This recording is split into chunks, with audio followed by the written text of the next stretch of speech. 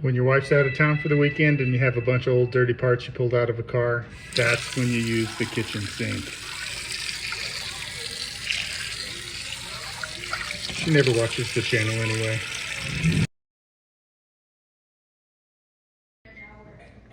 A set of NOS bumper stops, all dirty. We're gonna pop them in the sink in some soapy water, get them cleaned up, see what they look like. So people often ask why I go rooting around in the dirt when I'm picking up cars. Porsche was well known, still is, for being very exacting with their parts suppliers, and you never know, some of it might just be NOS and just dirty. It's worth the time, folks.